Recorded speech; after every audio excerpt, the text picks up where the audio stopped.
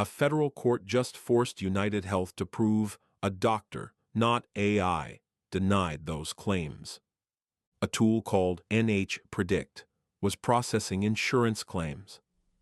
Plaintiffs say it made coverage decisions without a doctor in the loop, but the court found the oversight gap relevant to the litigation. It ordered UnitedHealth to produce every document proving a physician reviewed each denial. If your institution uses AI in claims, approvals, or any adjudication role, the Lokken model now applies to you. And if the documents don't hold up, this doesn't end with one lawsuit. Here is what this case is actually about. UnitedHealth Group is one of the largest health insurers in the United States. For years, it has used automated tools to evaluate patient coverage requests. One of those tools is called NH-Predict. NH-Predict was not a research prototype. It was deployed at scale across claims processing operations. The question at the center of this litigation is precise. Was NH-Predict making coverage decisions, or was it assisting physicians who were making coverage decisions? That distinction matters more than it sounds, and we will get to exactly why in a moment. The case is Estate of Gene B. Lokken et al. Versus UnitedHealth Group, Inc. It is in federal court in the District of Minnesota. On March 9, 2026, a federal magistrate granted a motion to compel, forcing UnitedHealth to hand over documents related to how NH-Predict functioned, who oversaw it, and whether it was designed to replace physician judgment.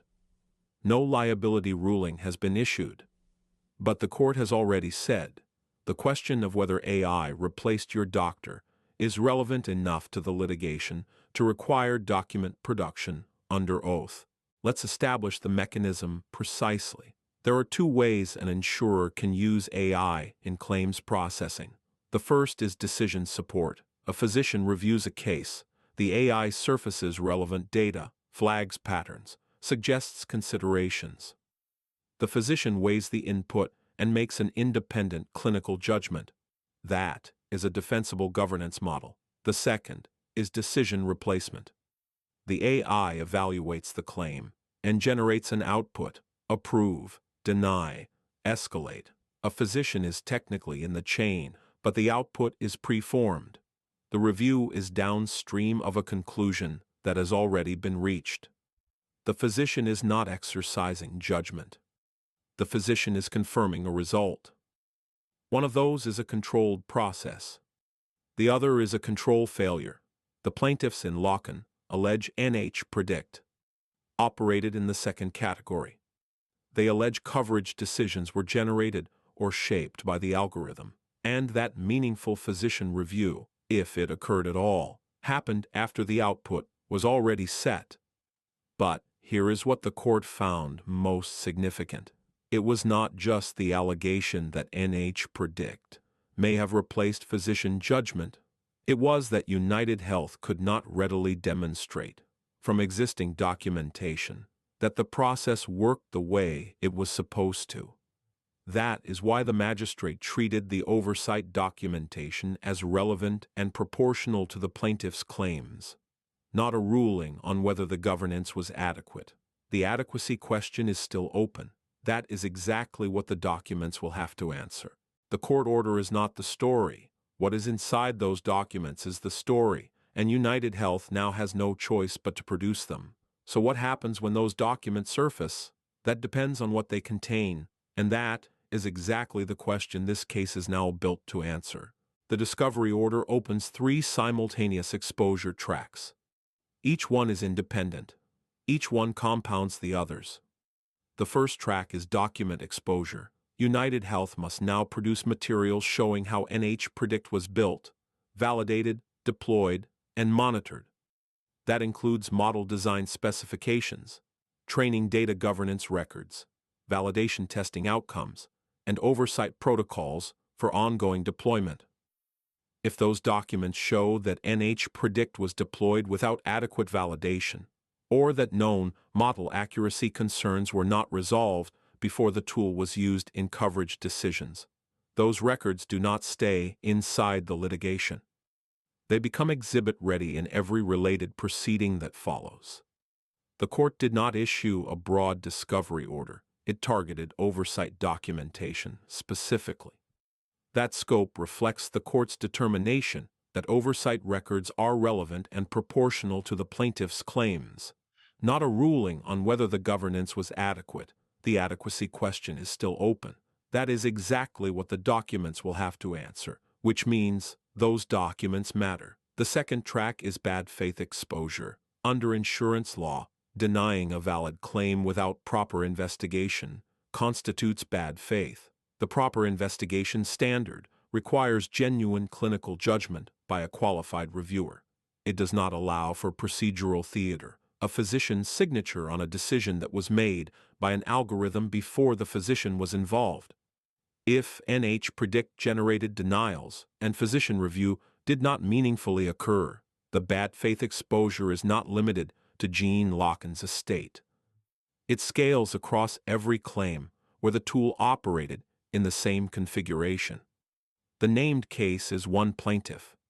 The exposure class is everyone else. Discovery opens in three directions simultaneously, and UnitedHealth cannot control which one lands first. The third track is governance exposure. Discovery will surface the internal approval chain. Who authorized NH-predict for claims adjudication?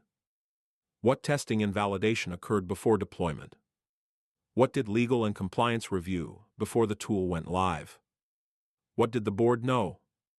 Every document in that chain is now subject to production. If the record shows the tool was deployed without adequate governance review, or that the oversight function approved a process it did not fully understand, the exposure moves from litigation risk to institutional governance failure. That is a different category of problem. Litigation risk can be settled. Governance failure leaves a record. Now consider what this case means beyond UnitedHealth. The Lokken order is among the first federal discovery rulings to compel production of internal AI governance documentation in an insurance claims context. That makes it a template, not just a case.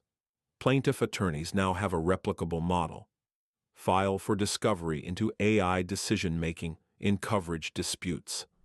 One federal magistrate has now granted it, and that changes the calculus for every plaintiff attorney evaluating a similar case. Every insurer using an AI-assisted claims tool is now operating in an environment where plaintiffs have a demonstrated basis to seek discovery into that tool's design, deployment, and oversight records through civil litigation. Therefore, the question facing every institution in this space is identical. Not whether you use AI, whether you can prove the human was actually in the loop, and whether your documentation demonstrates that in a way that survives discovery. There is a second exposure track that runs parallel to the civil litigation. The Centers for Medicare and Medicaid Services holds auditing authority over Medicare Advantage plans. If the Lokken discovery surfaces evidence of systematic AI-driven claim suppression across a Medicare Advantage population, CMS has existing jurisdiction to open its own review. That review operates on a separate timeline with a separate remedy set. It cannot be resolved through civil settlement. At this point, you may have formed an assumption worth correcting. The assumption is that this problem is specific to UnitedHealth, that NH-predict is an outlier, and that other institutions using AI in claims processing have cleaner governance records. That assumption is not supported by the available evidence. The Lokken case is the first to reach this stage of discovery. It is unlikely to be the last. Every institution that deployed AI in adjudication equivalent roles during the same period faces the same documentation question. The governance gap the court identified in this case is not a UnitedHealth-specific failure. It is a sector-wide characteristic of how AI was adopted in high-stakes institutional processes before governance frameworks caught up with deployment speed. By this point, the stakes have exceeded the opening frame. What began as a single discovery order in a Minnesota federal court has revealed a three-track exposure structure. a litigation template that plaintiff counsel can replicate, a parallel regulatory jurisdiction that civil settlement cannot reach, and a sector-wide governance question that no institution in this space can currently answer with confidence.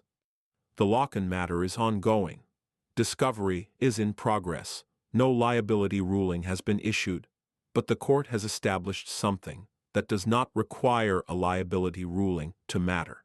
It has established that the question of whether AI replaced physician judgment in this claims process is relevant enough to the litigation to require document production under oath, and that right to compel the production is now part of the procedural landscape. When the documents surface, they will either confirm the plaintiff's theory or refute it.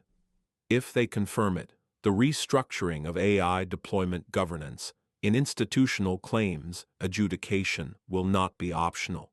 It will be court-ordered. If they refute it, UnitedHealth demonstrates a governance model that held. That outcome would also be significant because it would establish what adequate documentation looks like in this context, and every institution that cannot meet that standard will know exactly where they stand. Either way, the standard has shifted.